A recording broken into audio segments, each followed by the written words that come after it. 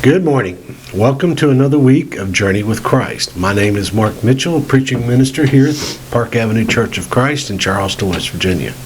And I'm joined as finally usual again, Steve Fox, a minister for over 50-some years. Well, we're back. Yeah, we're back, and it seems like it's been 50 years since I've been here. Well, it's been 5 weeks anyway. Well, I don't apologize because my wife and I were running all over the place doing different things because of our grandkids. We were in Arkansas for a couple of weeks. We were in Lipscomb for a couple of weeks. And then you were on the couch for... And then, Happy New Year. Some of you may not have had as Happy New Year as I've had. But, it's really kind of strange because this is a time of year when a lot of people go through anxiety, go through depression, because they think, well, my life's not very good, it's not going to get any better. Yeah.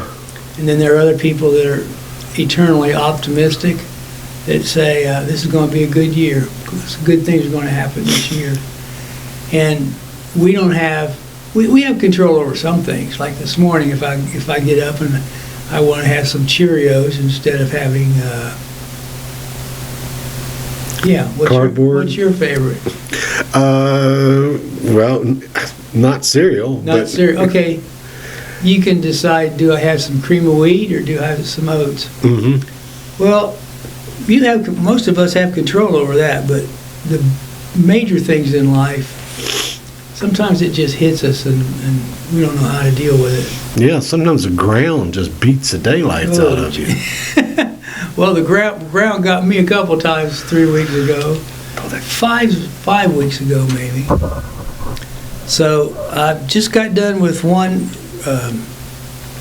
physical therapy, and in 2 weeks I got to start another one because of this. So I will try to be here, and I'll try not to fall down the steps or up the steps, and make sure that we keep our audience consistent and have them have a great desire to know what in the world we're talking about. Well, my apologies for, in the interim, not putting something together, but it was the holiday season. It was just a little bit more difficult for me to pull off. But one of the reasons, in addition to Steve being able to come back, is now we're not having Wednesday night service here at Park Avenue during at least through January, February. Wintertime travel at nighttime is difficult, even for the most skilled driver. It truly is. It's hard to see at night. It just really is. And with weather conditions coming and changing all the time, this is what we're going to do until we feel comfortable coming back out at nighttime. And we're going to continue. We're going to finish what we've been studying on Wednesday nights, Hebrews. Now, I apologize for the fact that we're not going to start and do it over, but what we are going to do is start where I left off. And that's in Hebrews chapter 12. And if we start where you left off, that'll give me a couple more weeks to correct everything that you said while I was going. Yeah. Well, I'm not going to go back and let you do that. We don't have that much time. Wait. But if you would like to turn your Bibles to Hebrews chapter 12, that's where we're going to begin. And of course, I'm going to give you a real quick summation of Hebrews of 1 through 11. The writer, whom we're not sure who it is, there are many opinions, begins the story talking to descendants of Abraham as to the importance of Jesus, who he was, and what they had learned and understood by their experiences from Abraham, through Moses, through the prophets, the relevancy of Jesus. And that's the point of the Hebrew writer from beginning of chapter 1 all the way up through Hebrews chapter 11, which is our book of faith, saying that all of their faith led to a specific moment. And that moment happened with Jesus on the cross and Jesus' resurrection. So that is basically what Hebrews 11, 1 through 11 is dealing with. And now it goes through a lot of various elements of it. Anything that you think would highlight through the first 11 chapters that maybe I am glossing over and I shouldn't? Every once in a while you get a verse that just pops out at you, Yep. and you'll say, oh, that's where that fits. Mm-hmm. Where you might just know a verse, Mm-hmm. and nothing before it, nothing after it, but then it just fits in there. You and I had talked about 3 or 4 weeks ago. You and I had talked about how it really doesn't make any difference if you say Moses. If you say Paul wrote this, it's the only book that he wrote where he didn't say Paul, an apostle of Jesus Yes. Christ. He didn't sign it right at the beginning. All the Right. rest of them he did. So that may be an indication that he didn't write it. But it sounds like Paul. And that's why people are always discussing it, because the things that in this book are almost parallel, carbon copies sometimes of I've always been sort of under the influence of Paul dictating and Luke writing, which would explain a lot. yeah. And maybe just Luke just decided, hey, I'm not giving literary saying who this is from. We use as a principle what you and I have said on several occasions. If it was Paul, it doesn't make any difference. It doesn't make any If it difference. was Barnabas, if it was Lucifer's wife, Well, that would make a it difference. doesn't make. It's a beautiful, beautiful book where everything is combined together with these people who are reading it saying, this is what God wants us to know about the New Testament. And primarily, additionally, what was the point of the Old Testament? It's sort of like, I've always kind of thought this might be the story on the road to Emmaus, because he started with Moses. Now, I'm sure he went back periodically and talked about various things, but he laid out what was the point of Jesus' coming, his death, and the importance of the resurrection. All of that, primarily the representations that are found in the Old Testament is a lot of what the Hebrew writer, especially the tabernacle, some of the offering of the sacrifices, the importance of the counting of the days. I mean, it was just to prepare them and to prepare them to understand the importance of Jesus. You and I both know that in our culture, we elevate things sometimes that we shouldn't elevate.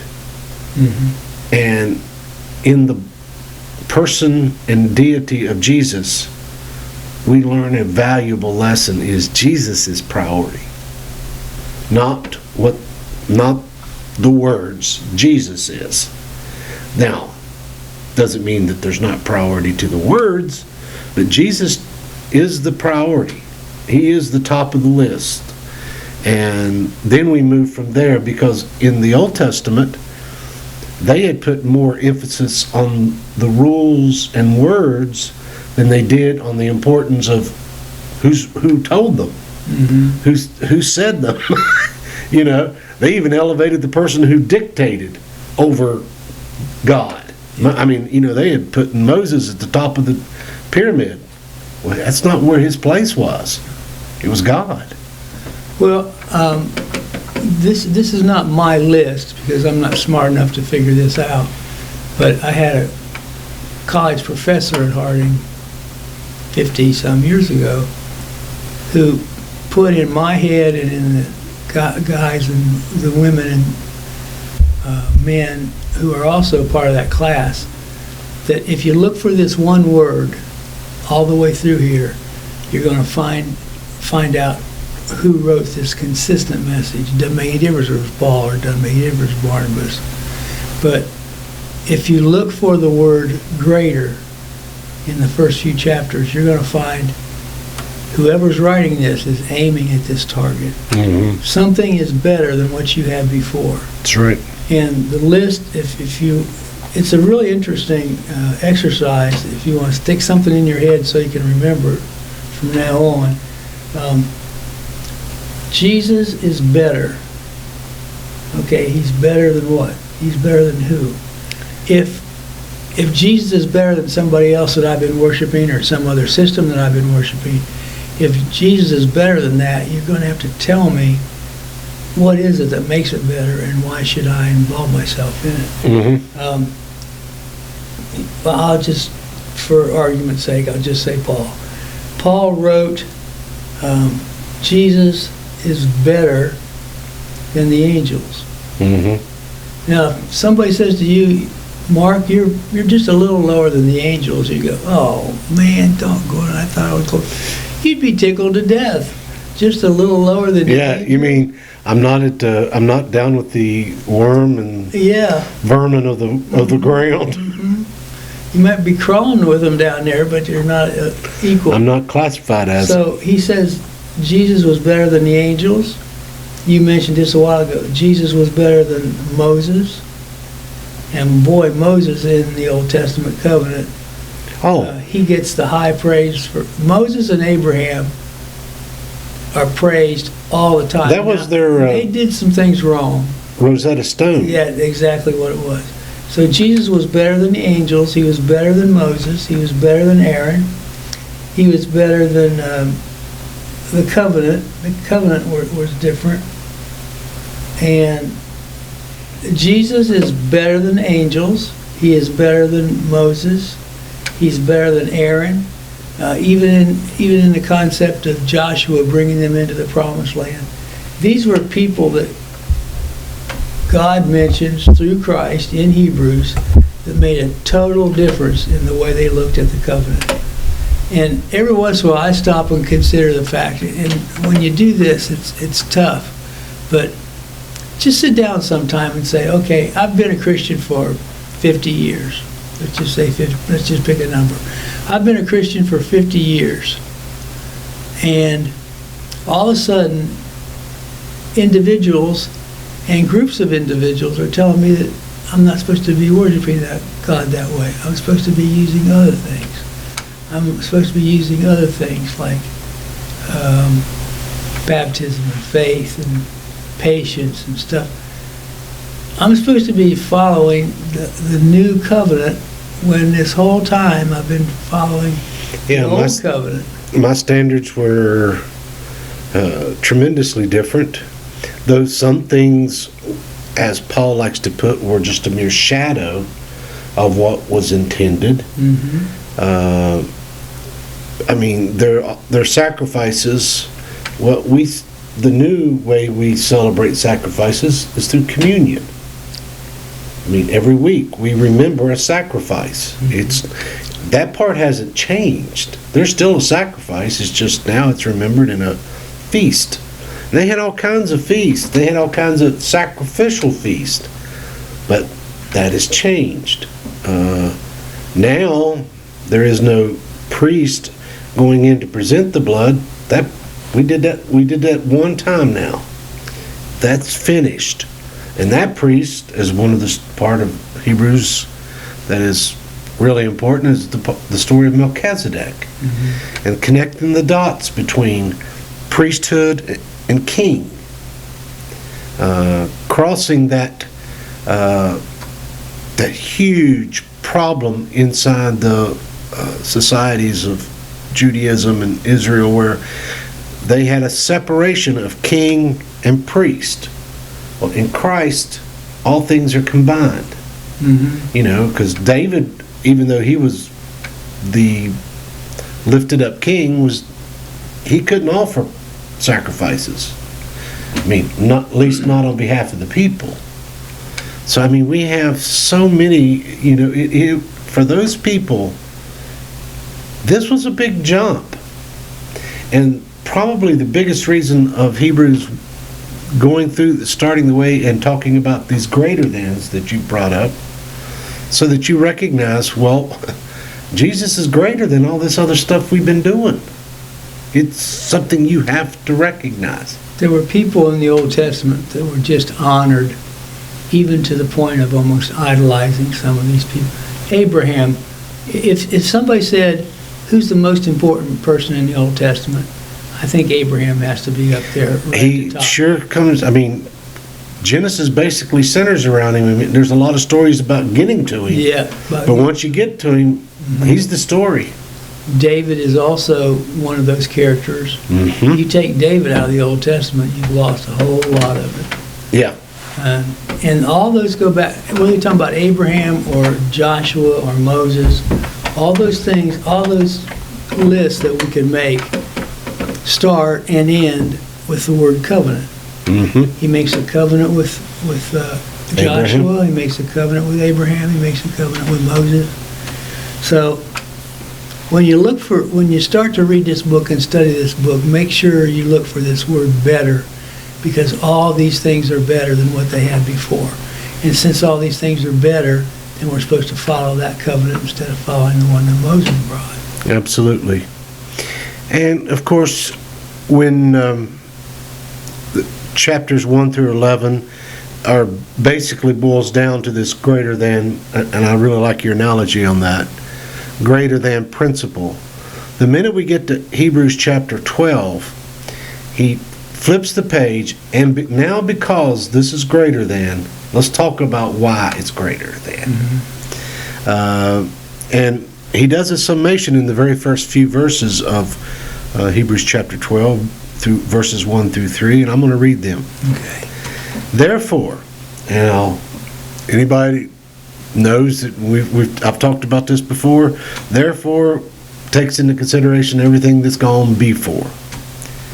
Therefore, since we are surrounded by such a great cloud of witnesses, let us throw off everything that hinders and the sin that so easily entangles, and let us run with perseverance the race marked out for us, fixing our eyes on Jesus, the pioneer and perfecter of faith.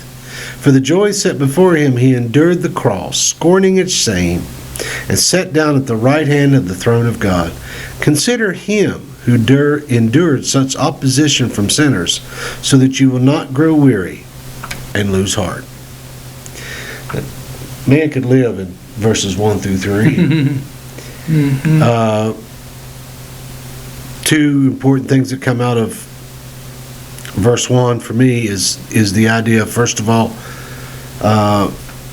we have witnesses to the leading up of the story, and we have witnesses to leading up to the point of Jesus, and witnesses to the very fact of who Jesus is. We have witnesses which confirm things that we read and know or understand in the Bible. And what is the first thing that hinders our faith in trusting the witnesses? There is a sin that he describes as being a sin that clings to us, that we have to carry, that confuses us. Yeah. I've always felt, and I've actually, I think I've got enough verses in the Bible.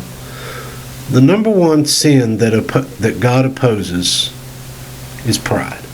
Mm-hmm. Generally speaking, pride will keep you from believing people you ought to believe. When you're told something, well, I don't need that. I don't care what they say. Mm-hmm. Pride keeps you from seeing and hearing what God is telling you. Until, as the expression goes, as we know as followers of Jesus Christ, a repentant heart is actually a humbled heart. It is learned that I'm not in charge. Mm-hmm. Very much so. If you'll notice, not only in Hebrews but in other passages in the New Testament, we get in trouble when we decide we're going to make our own decisions and decide who's right and who's wrong, and I'm going to make sure that I express to everybody else that I know what I'm talking about. Yeah, sort of like we have our own Adam and Eve moment in life, where we're sitting there, Satan telling us, "Go ahead and eat that apple. You want to be in charge, don't you?" Mm-hmm, yeah. Well, most of us, I think, have had to make decisions there, and it's so easy to forget what we're doing with our life, with Bible classes, with sermons, with things that we study in other places. It's so easy to forget that the reason I'm studying these scriptures is because I don't want to be like that. Now, there are some people that are good examples, but the vast majority of the stories of the people you have in the Bible didn't know what they were doing and ended up making some really, really major mistakes. You really describe in a very great detail David. David was an imperfect person, Mm-hmm. but the one attribute that God truly admired about him was he'd listen to him. And how many times does David write in Psalms, "Oh God, don't take your word from me. Don't, keep helping me." He still made mistakes and still did stupid things, but he was still willing to listen to what God had to tell him. Yeah.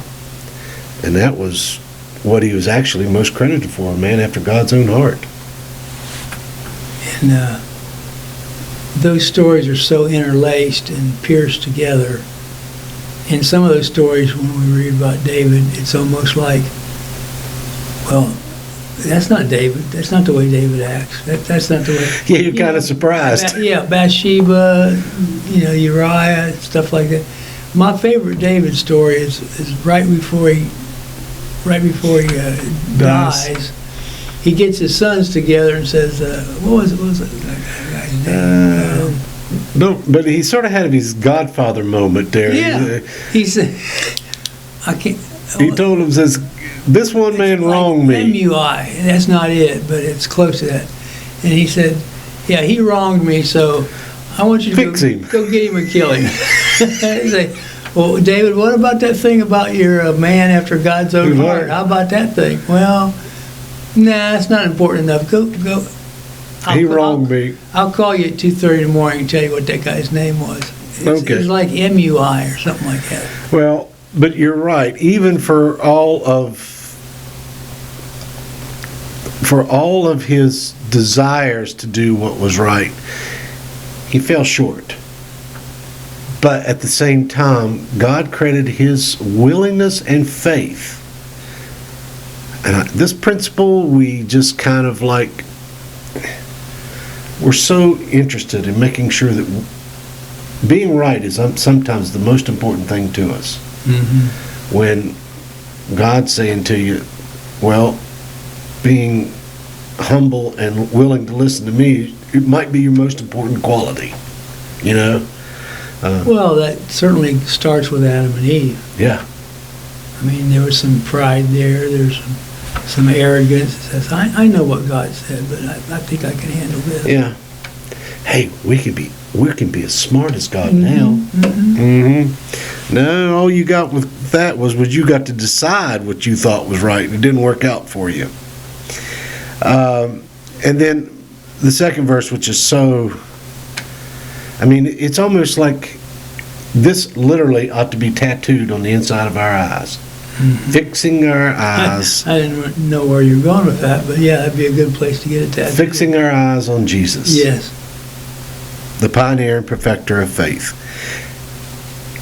You talked about it, but the Hebrew writer, we talked about Abraham, and he's considered the man of faith. We just got through Hebrews chapter 11, the wall of fame of faith. Mm-hmm. But here,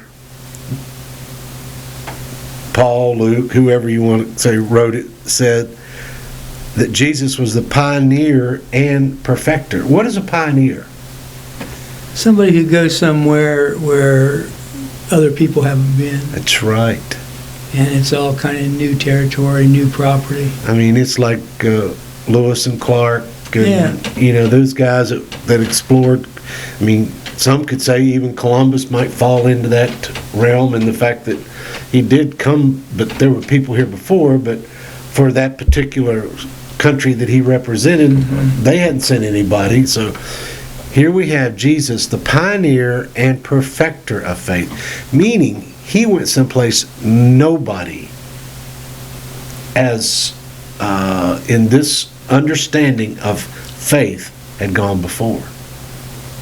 He went someplace, and we're going to read a little bit of where he went to understand the importance of this path that he's been on.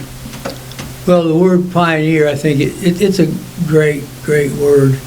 And when we read history and we start thinking about what kind of fright, what kind of scared tactics, what kind of difficulties did these men have when they went to the Queen and said, we know that what we've been doing is not right, and we got a shorter way to go that's going to save us a whole lot of money. And she asked, well, how are you going to do that? Well, they would say, see right here, this is the earth, right? This is the earth. People think it's flat. It's not flat. It's round. And like if you're right here and gravity is holding you on to the planet, and it's holding on to you and the water around you and the land around you, well, you're going to come over here. You'll be okay when you're floating over here, but you get to right here and you'll drop off. Oh, okay. Well, they didn't understand that at first. They didn't have a clue what Columbus was trying to tell them. And like you said, other people had those ideas too. Other people, even before Columbus, said, hey, this is the way this works. Mm-hmm. And that's, when I think of the story of Columbus, I think of a pioneer.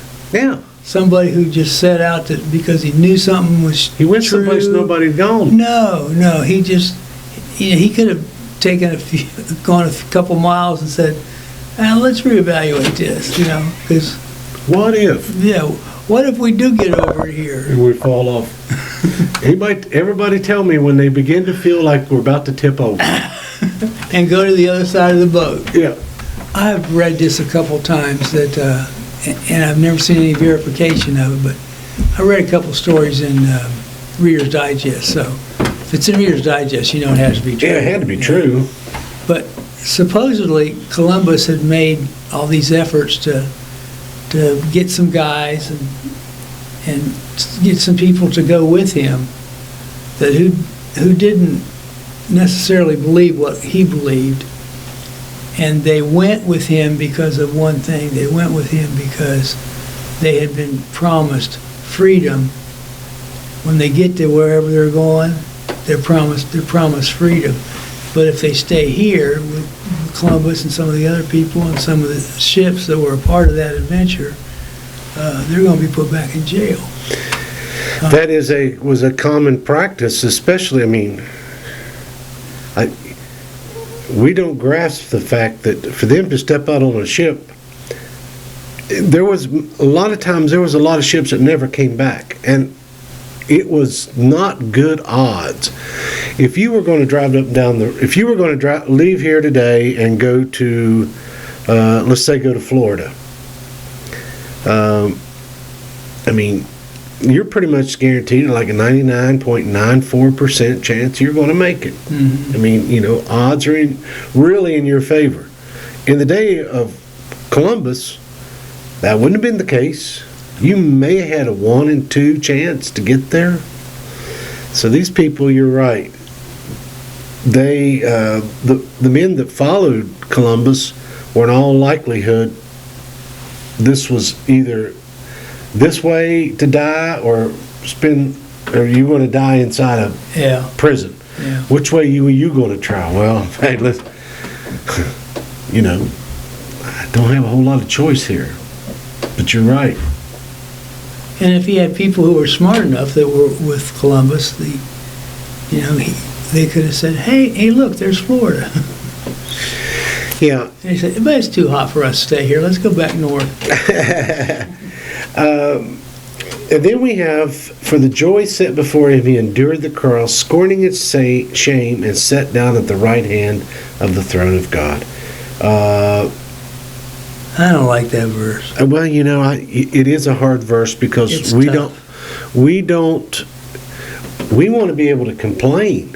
Mm-hmm. We want to be able to say, God, this isn't fair. People aren't treating me right. I don't want to endure the pain. I mean, you're someone who, in the last 4 to 6 weeks, you've endured a new level of pain, have you not? Gee.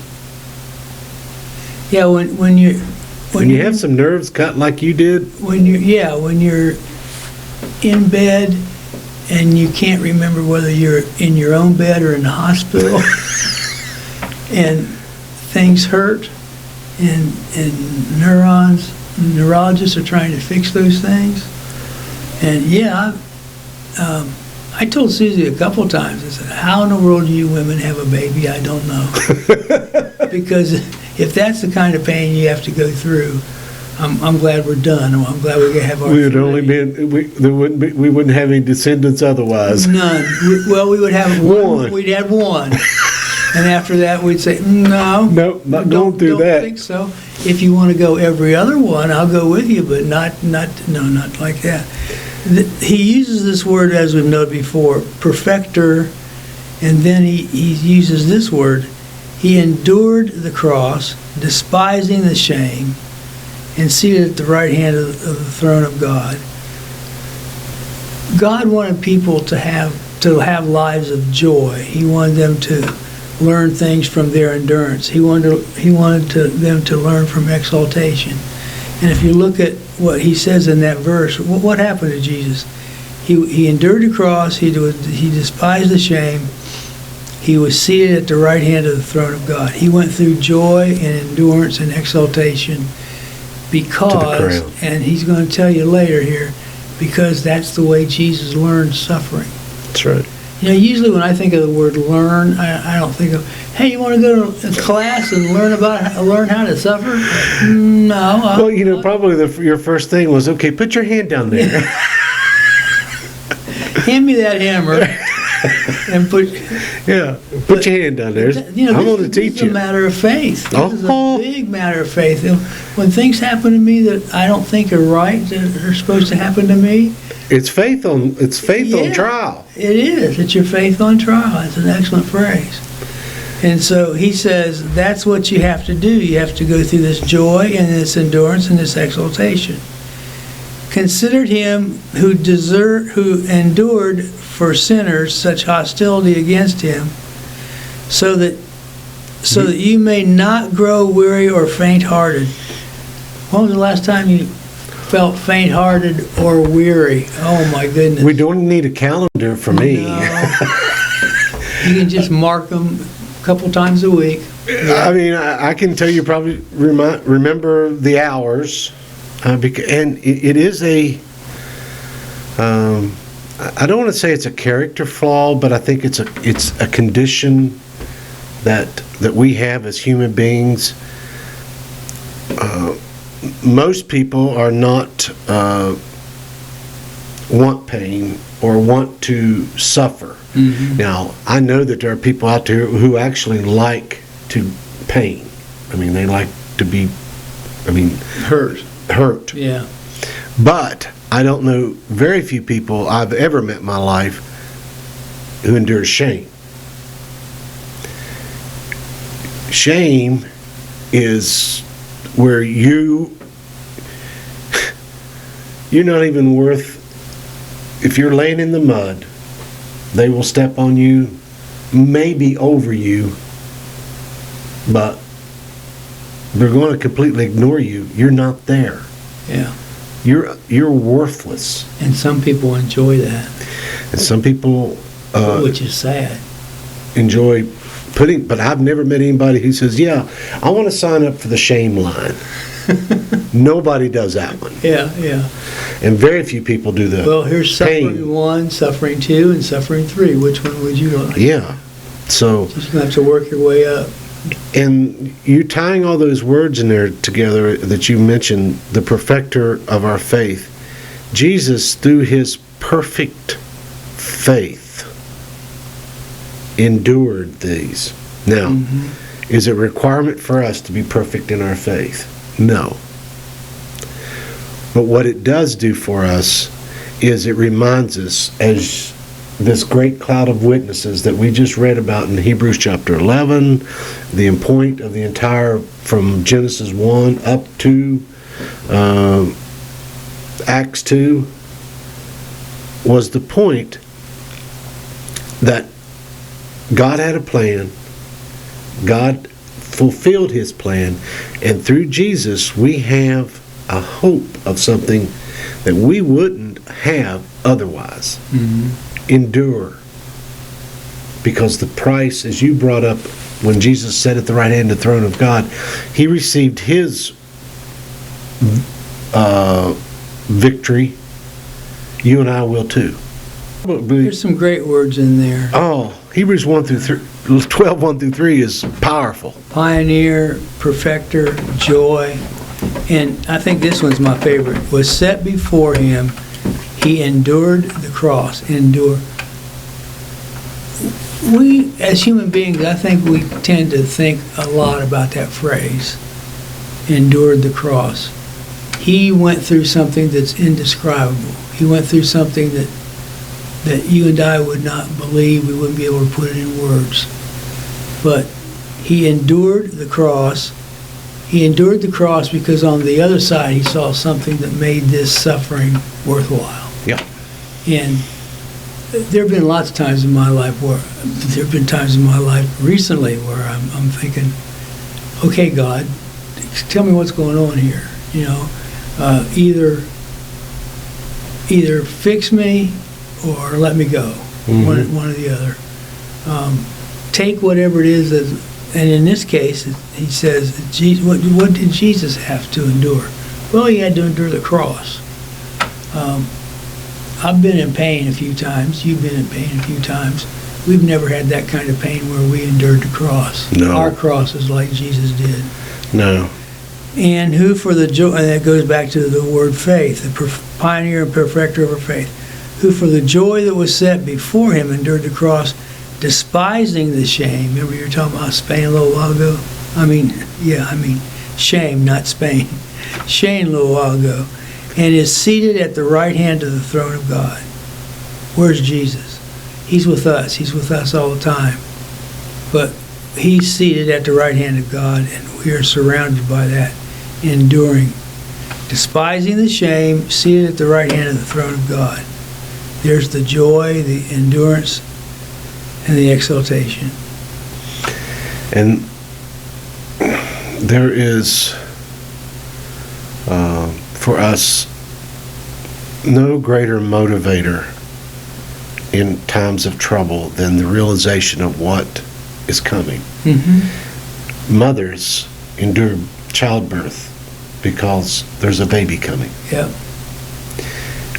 And you ask any mother, I pretty much can tell you 99% of them are going to say it was worth every ounce of pain. I'd do it again tomorrow. Now men, we know, would be Yeah, I different. wouldn't do it tomorrow. I'd do it now.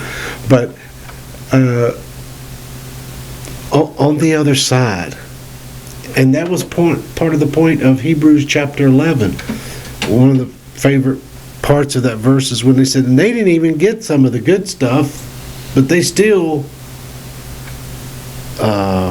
endured. They didn't receive their promises right. that God promised to them.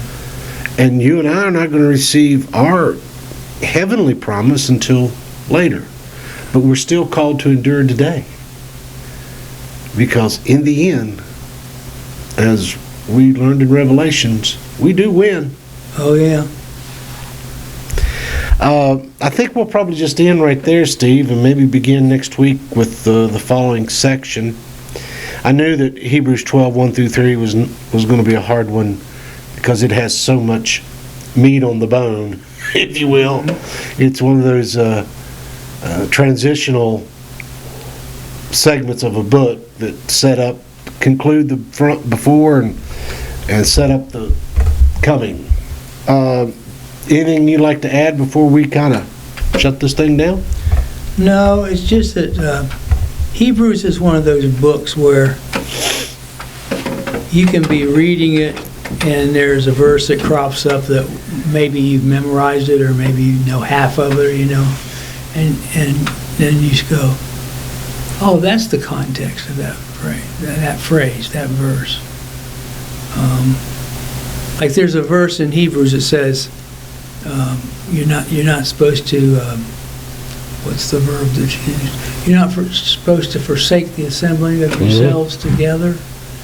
Well, I've heard people preach the dumbest sermons and use that verse to say, well, we'll get there next week.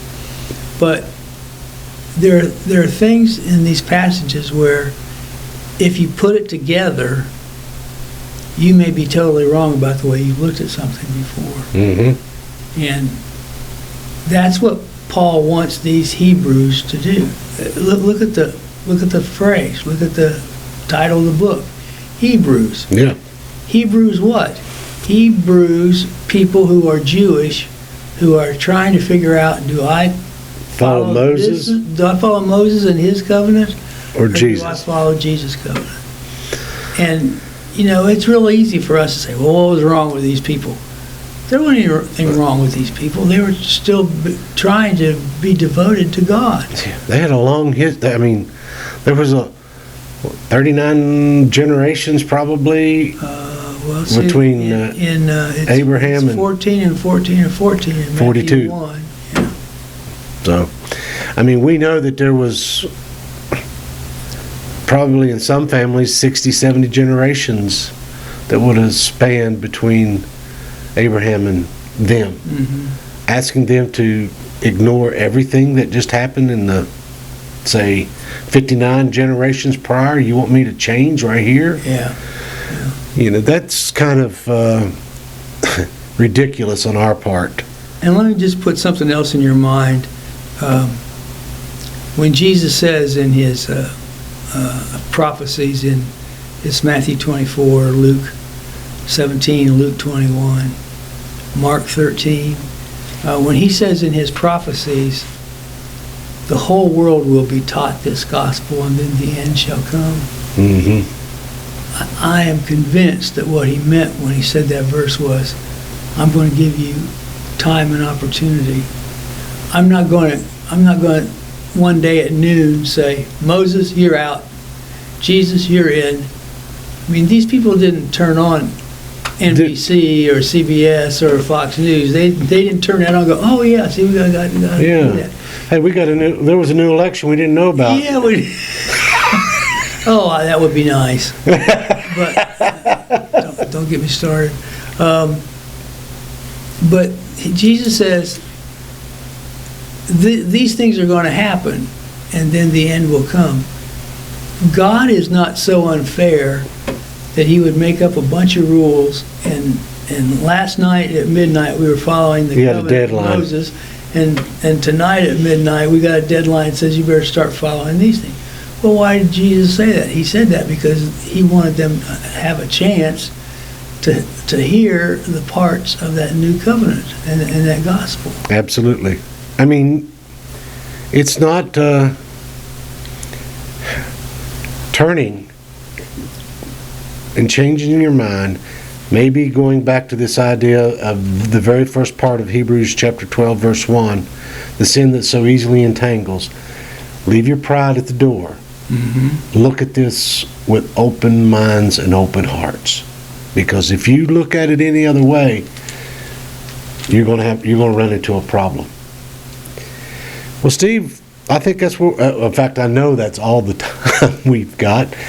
And we do look forward to speaking with you again next week as we will continue from right there and go through the rest of Hebrews before we get back onto the different topics that Steve likes to bring up. So, Steve, on behalf of everybody, on behalf of me and Steve, we wish you a great week, and we'll talk to you again next week.